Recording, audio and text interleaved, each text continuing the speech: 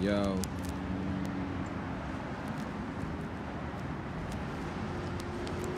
Yo. All right. I ain't did a live in a few days. Actually, I think it's been like a week. We've been planning the logistics and all the specifics for the upcoming event. We made a post. We made some events on the May 30th Alliance page promoting the event. We're going to have an ongoing teaching at Say Their Name Square. For people who don't know, we've entitled the area around City Hall where we have the memorials of people who've been slain by the Rockford Police Department or killed while in custody or died due to racial or been murdered due to racial injustice in the area. We have memorials up for them around 2nd Street, East State Street, 1st Street, Walnut Street, all downtown. So this is where we're going to be hosting the event at in this area. It's going to be a 24-hour event.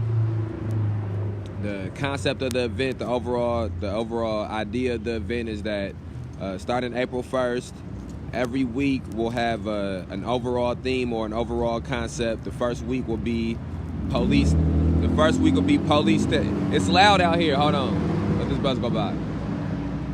The first week's overall concept will be police terrorism and mass incarceration. So for that first week, each day we'll have a book that we read. We're encouraging people and asking people to participate, to come out and read, even if you come out and read for 30 minutes or for an hour, for 10 minutes, whatever. Same thing as far as being in attendance and listening. Whether you come out and listen for 10 minutes or for 30 minutes or for an hour, we encourage people to come out and listen. So the first week it'll be mass incarceration and police terrorism. We'll start the day off by doing a rundown of the events that have taken place surrounding the protest in Rockford over the past 10 months. Then by reading the demands from the victims of those events. Then we'll begin by reading whatever the main book is for the day.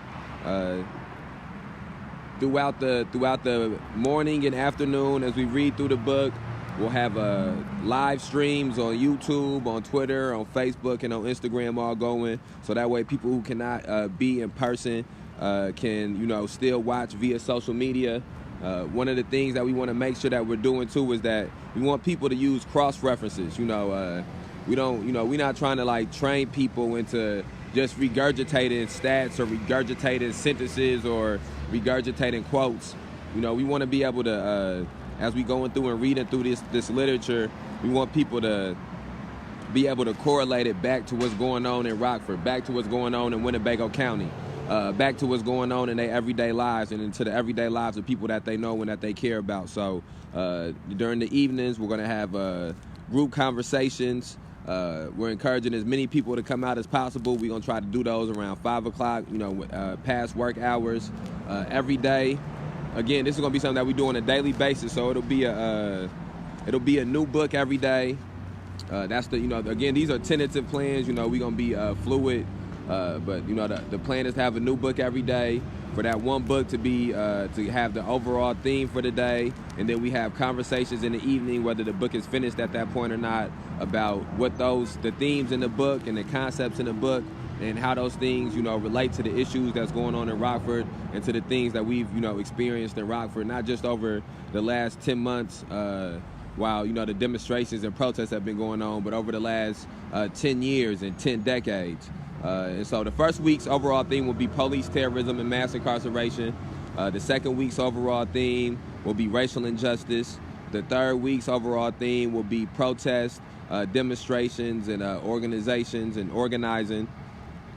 And then the fourth week's overall theme will be the city of Rockford, Winnebago County, and Illinois. And for that last week, we'll be reading news stories that involve issues with police and issues with the jail and issues with racial injustice in the city, and then using that to cross-reference things that we've read for the 3 weeks prior.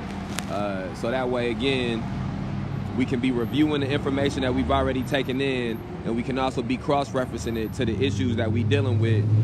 So as we get to the spring and to the summer, And people have asked, yes, we plan to organize protests for the anniversary of May 30th. We plan to organize protests, in conjunction with other people in the community and other activists in the city.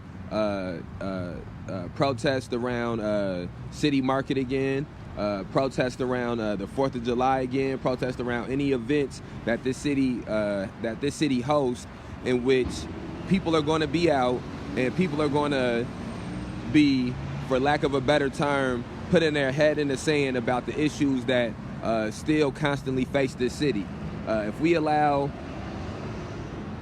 don't take every opportunity that presents itself to point out the hypocrisies in this city and to point out the hypocrisies in this nation, we will never get, any further. And so if this city this year is planning on having a 4th of July celebration, after last year putting on that big farce about how they celebrated Juneteenth and Black Lives Matter and all of these other things, when we know that the 4th of July is a hypocritical holiday, when we know that during, when in 1776, when those men wrote those documents, they may have had great ideals, but their characters did not live up to those ideals. It was slaveholders who wrote those documents and who are celebrated on that holiday.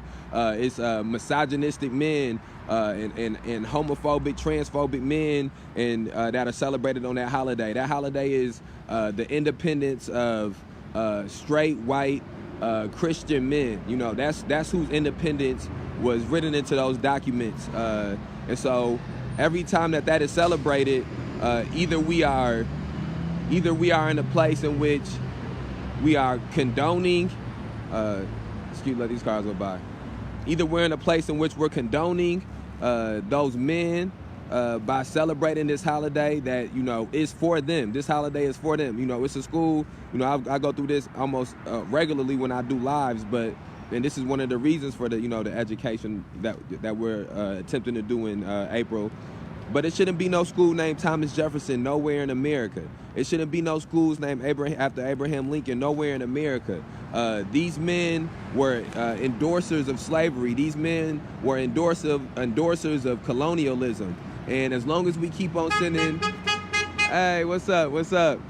As long as we keep on sending these black kids, these young black kids, to these schools in which they get institutionalized, in which they get desensitized to bigotry. You can't walk up and down the high schools at Jefferson and not become desensitized to bigotry. You go into a school named after a bigot. You can't walk up and down the hallways of Washington or a school named Lincoln and not become desensitized to bigotry because you dealing with a bigot. And so in April, I'm sort of getting off subject, but in April, we want people to come out and to participate and to read some of these books in conjunction with us. This isn't something that has been going on just by the strength or the power of one person or the determination of one person. My fault. I'm trying to keep this blanket up so the wind don't blow too much on the microphone. Or by the determination of one person. It's been a group effort up to this point, and we're gonna need an even bigger and stronger and more cohesive group effort to get us to a further stance and to build power as a community. And we can't build no power as a community until we can get understanding as a community, and communication as a community, and dialogue as a community, and education as a community, and information as a community, and can interact as a community, and people learn how to not use this facade of looking past differences, but looking into differences. Not using this facade of not seeing color, but looking into color. Not using this facade of not seeing differences, but looking into differences and finding strength within those differences. And that take place a day at a time. One of the things I hope people can derive from what we doing with this occupation is how much you can get done in a day. How important every day is. Each day that we're out here, it's not a time where somebody don't stop by and speak or stop by and ask questions, or even if they don't, they stop by and they disagree, or they stop by and they got disparaging remarks. In that moment, if it wasn't for us being here, they would not have to come face to face with these issues. And you can can stand on whatever side you want to stand on, it don't negate the fact that these are issues, that this is an issue. Joe Biden got elected, and that didn't stop that man in Atlanta from going and shooting and murdering those Asians based off of their ethnicity, based off of their race.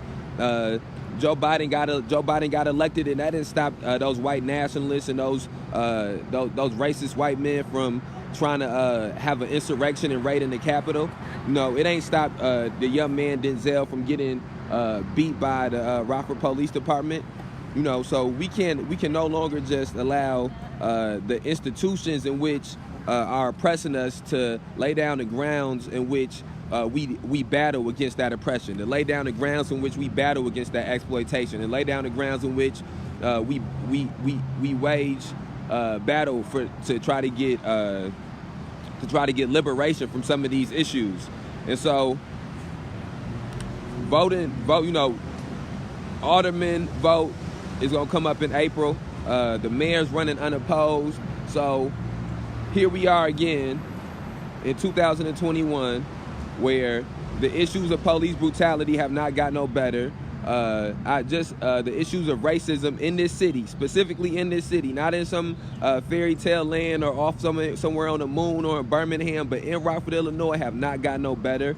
People stop here all the time and tell me about racist issues that they've had. Just in the Dollar General a month ago, I was falsely arrested for no reason but for shopping while black. That's it. I was arrested for shopping while black. So that means, these issues have not been adequately addressed and altered. So we cannot do less than we did last year. We cannot go further behind than what we did last year. You can look up on a crime database, you can see hundreds of people have been killed since George Floyd by police departments all over this nation. A young man was shot by the police department in this city after George Floyd, and it was a lack of outcry about it. It was a lack of an uproar about it. And the reason that it was a lack of an uproar is because it was politicized. They politicized it, and they try to tie it in with black on black, this concept of black on black crime, which is a myth. Black on black crime is a myth, the same way that black capitalism is a myth. There are things in this nation that no matter how far back you trace them, they will trace back to the white power structures. And violence in America traces back to white power structures. This nation was conceived through violence. It was built through violent means. It maintains itself through violent means. Its entertainment is violence. Its pastimes are violence. Its history, its stories of history are entrenched with violence. So this concept that of black on black violence being an issue that black people perpetrate, or that black people are the origins of, is just completely false.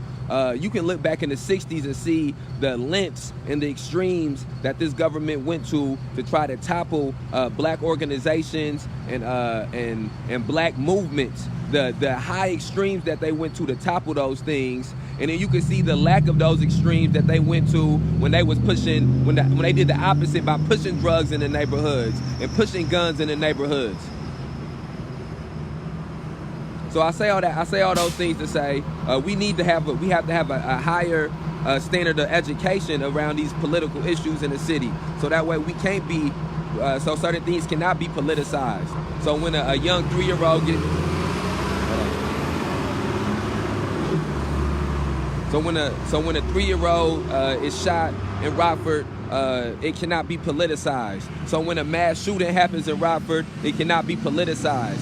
So that way it can be, we can no longer allow when a white man goes into a place and shoots it up, and then he gets taken in one piece, and everything is just it's just only grief and mourning. There is no There's no warning to future mass shooters. There's no determination to make sure the city knows that there'll be a zero tolerance on mass shooting. None of those things. There's stories about PTSD and stories about people having long days, as in Atlanta. When that's the way that's political. That is a politicization of those issues. When it's treated that way, when it's a white man doing a mass shooting, and when the opposite happens on the Cherry Valley shooting, when the young man, somebody allegedly shoots outside of the mall. No one is shot. No one is hit by any bullets. But the state's attorney comes out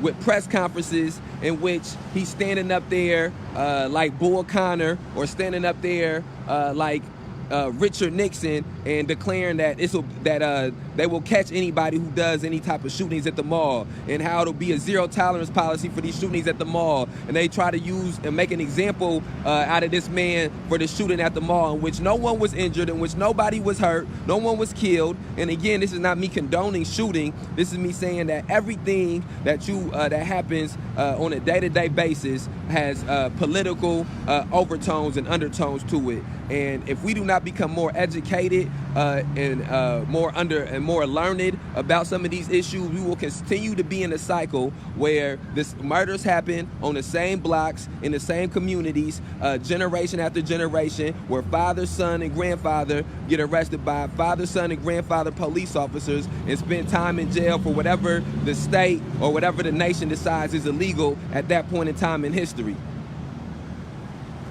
And so we will not be able to, we cannot properly organize and properly mobilize until we are all on the same page with these issues, until we can all understand where the root causes of these issues. So that way we cannot be used as pawns against one another. So that way we cannot be used as pieces against one another. So that way the shooting of an unarmed black man by a police officer cannot be politicized by police departments. So that way people who sit on fire and board commissions understand that the same way they want to have a zero tolerance policy for young black and brown men that's caught with guns or found with weapons in their car, we want a zero tolerance policy for bloodthirsty police officers who use Gestapo tactics and beat people in the community, who use Gestapo tactics and shoot unarmed people in the community, who use Gestapo tactics and use stop and frisk tactics to use intimidation and put fear in the people in the community.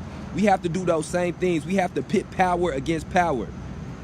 We can, people, for 10 months, people have been trying to have conversations with the mayor. People have been trying to have conversations with aldermen, have conversations with state's attorneys, all of these things for months on end. And I can tell you for a fact, every day is people who come with stories of recently having their rights violated by police officers. It's videos and pictures being put up and posts being made of people recently having their rights violated by police officers and being assaulted by police officers and being falsely arrested by police officers and being pulled over under false pretext by police officers. So nothing has been changed, nothing has been fixed. So conversations obviously have not gotten you anywhere. And that's what the point of the demonstrations are. That's what the point of the protests are. When the spring and the summer gets here, this city gonna be trying to be open for business. Gonna try to make up every. Let this go. Try to go by.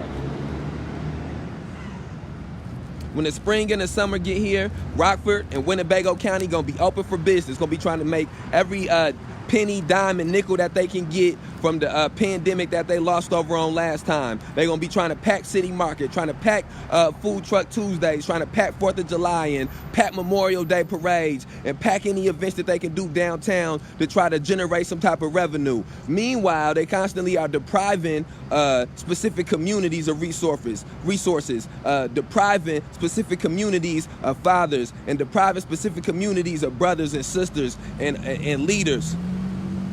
You understand what I'm saying? Why they are continuously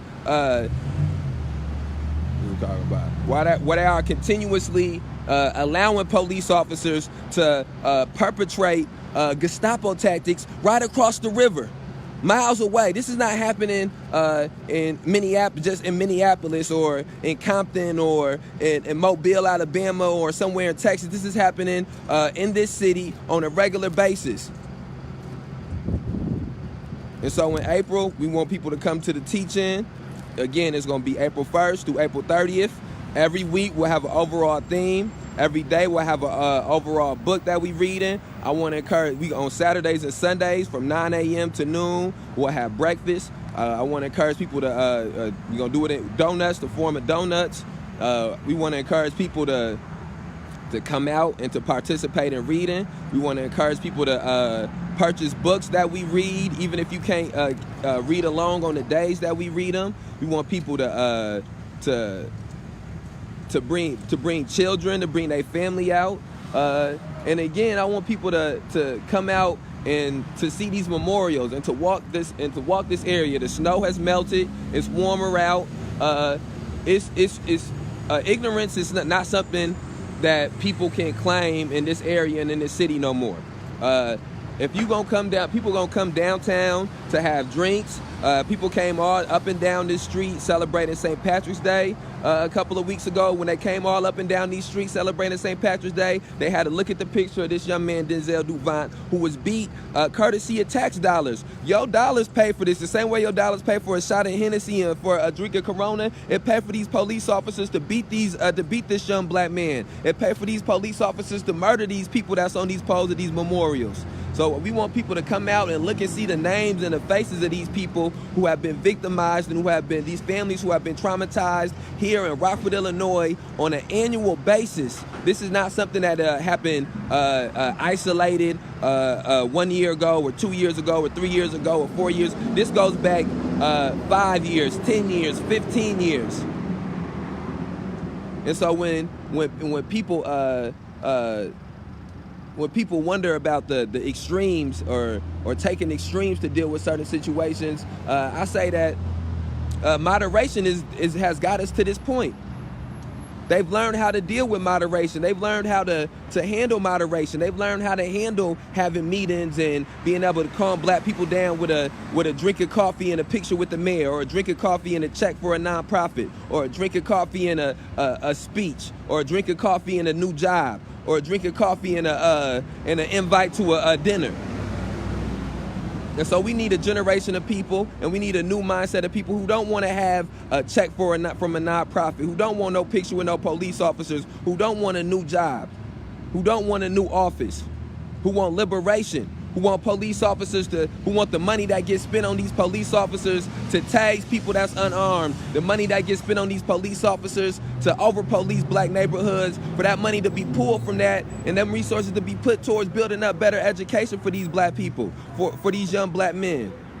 It's a political decision that they celebrate the black athletes in the city in the manner in which they do. That's a political decision. They do that on purpose. This ain't something that's isolated to Rockford.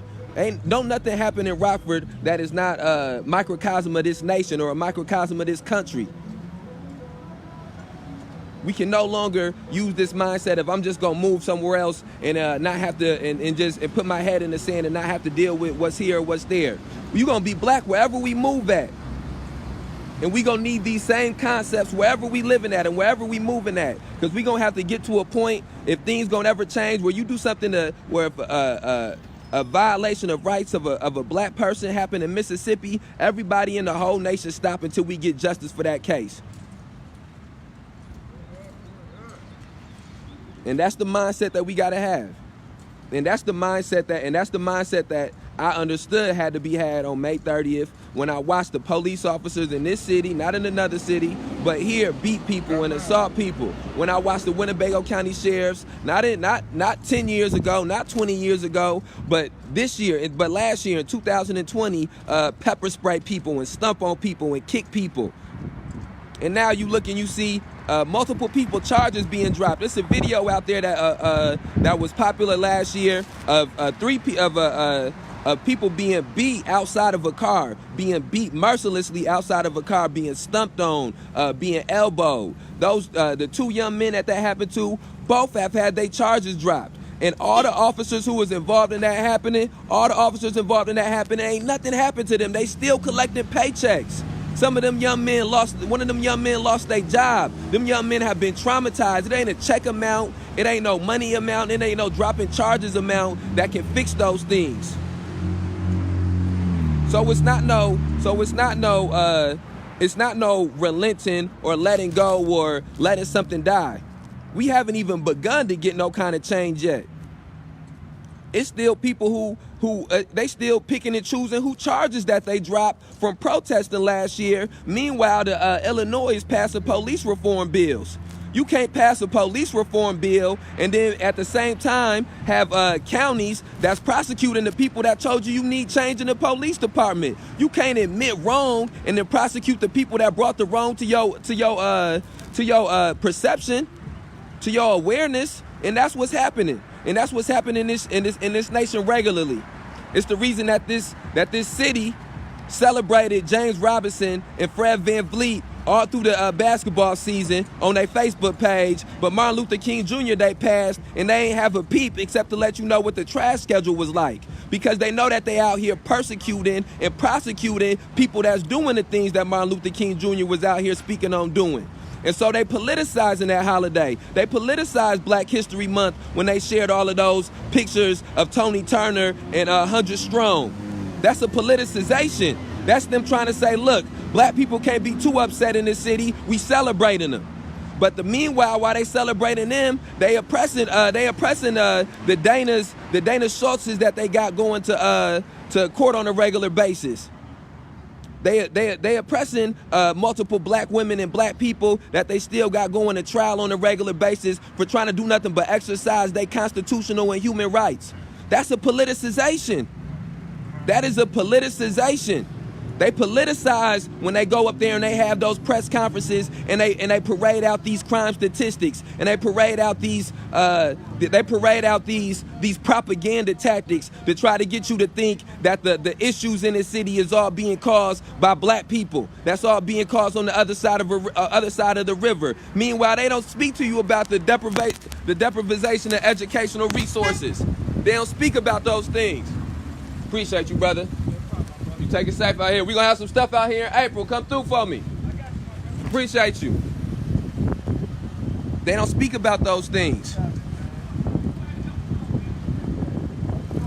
I'm trying to make sure this hotspot's still on.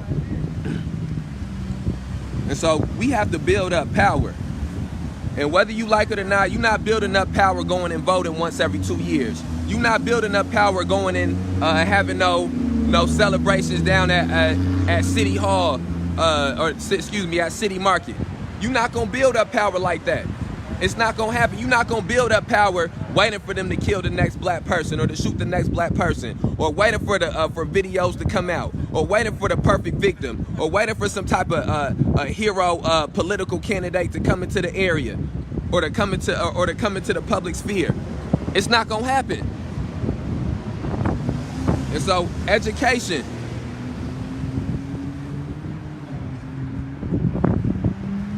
Educating ourselves around these issues. Educating ourselves on the ways that other people who have dealt with issues similar to ours have got those issues fixed. Educating ourselves, and people bring up the 60s. Listen, we need to learn from the 60s. We need to learn from struggles that have happened in other places, but I'm not saying to just wholly import a struggle or to wholly import the manner in which some other people have revolutions, but we have to study those things. We have to research those things. We have to understand that we haven't been just this idea that people have that we've been begging America for this or begging America for that for all of these years. That's false. It's in the 60s, they was asking for black police officers. They was asking for the integration of the police department. That was the thing that they was fighting and struggling for. That's not nothing that nobody is asking for right now. We are in a different place. Some of the things that our ancestors fought and struggled and died for, those things was, they got tokenisms of those things. And those tokenisms ended up being more damaging than having nothing at all at times.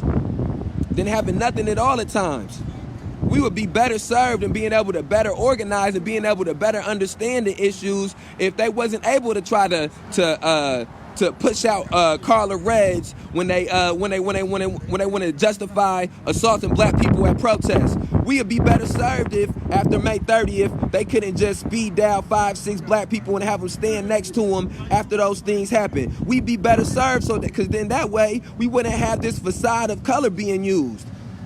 It's a white power structure that we live in this nation. It's a white power structure that we live in this city. And you can put a black face on it, but it's still a white power structure. It's still serving the needs of white men disproportionately. It's still serving the needs of the white community disproportionately, and at the exploitation and at the cost of other communities.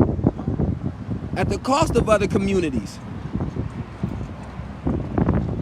And so the question becomes, how prepared are we going to make sure that we are once George Floyd happens in Rockford or George Floyd happens in Winnebago County?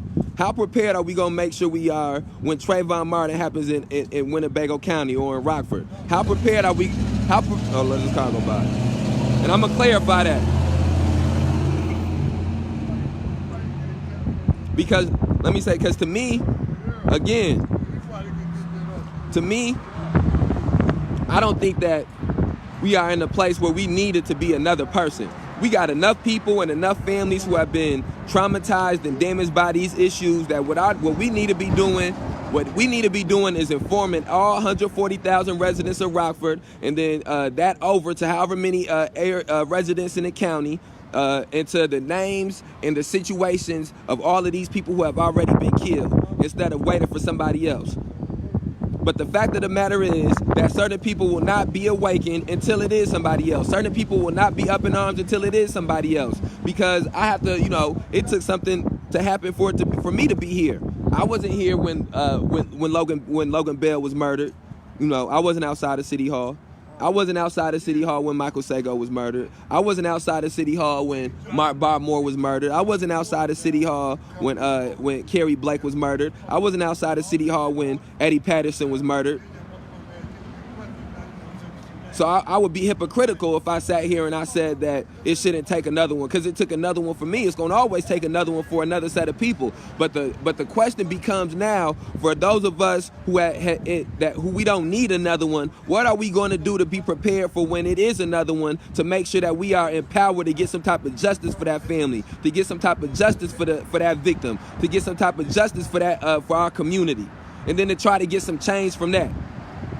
Because I do agree we need whole-scale change. It don't need to just be focused on any individual, any specific issue. But if we can't get them to give individual or specific justice, we will never be able to get them to get wholesale justice. If they wasn't going to free up one lunch counter in Birmingham, Alabama, they wasn't never finna give you free voting rights all over the South or desegregate all the buses over the South. So you got to pick an isolated thing and an isolated issue, and then you got to dramatize that issue and build power over that issue, so that way you can alleviate the oppression on that specific issue, and then use that to broadcast how this issue is pervasive in other forms and other places. And so that's what we have to do. So whether you agree or disagree, wherever you stand at on Tyrus Jones, you have to understand that we have to use the shooting of Tyrus Jones. We have to use the victimization of Tyrus Jones, the victimization of his family. We have to use that to try to prevent another situation from happening, to try to prevent it from being your family member next, or prevent it from being your friend next. We have to use that to build leverage and to build power. We have to use what happened to Denzel Duvant to build leverage and to build power, to make sure that it's not any more Denzel Duvants. We have to use what happened to protesters at City Market last year to build leverage, to make sure that protesting and demonstrations are always something that are an outlet that can be used for community members in this city. Because what they are trying to do is use those demonstrations and those protests as an example as to why people will not can't protest in the future references. They want to suppress the protesters from City Market and the protesters from May 30th to make it so that in the future, once these things happen, people won't protest, people won't demonstrate, people will be in fear. And we cannot afford to be in fear. We cannot afford to be in intimidation. We can't afford that. We are living in a time where these issues that have continually presented themselves in different forms for generations, either we are going to struggle and push back these issues and get some get some actual change made, get some type of revolutionary change made on these issues, and change the type of society that we have, or these issues will engulf us. These issues will be mammoths and swallow us. April 1st through April 30th, every day we're gonna have a different book. We want people to read. I'm finna be inboxing people, asking for donations. I'll tell you exactly what the money going to. I'm gonna be inboxing people, asking people to come and to read. I'm gonna be inboxing people and asking people to come help us set up on the weekends and on the times when we got food. Again, I'm gonna be inboxing people, asking them to share links. I'm gonna be on a full run for this week on live speaking and talking. And as it warm up outside, we gonna warm up with it. The off season is over with. The spring is here. The first city market is May 21st. I believe we gonna be there.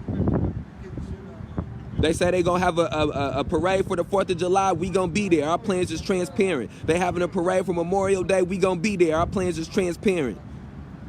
They gonna be celebrating anything about this city, anything about this country. We gonna be there, and we gonna be letting them know the other side of it. We gonna be letting them know what America, what the 4th of July mean for Denzel Duvant, what the 4th of July mean for Demetrius Bennett, what the 4th of July mean for Mark Barmore, for Michael Sago.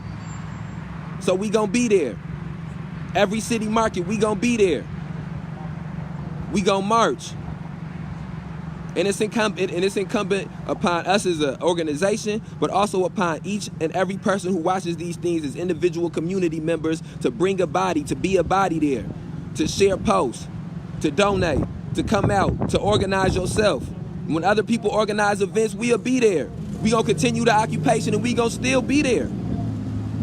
Because that is how urgent this issue is. That's the type of crisis that this issue is. I got cousins and a son that's gonna be teenage black men shortly, and I know what this nation and what this city and what this county is like for them. So we outside.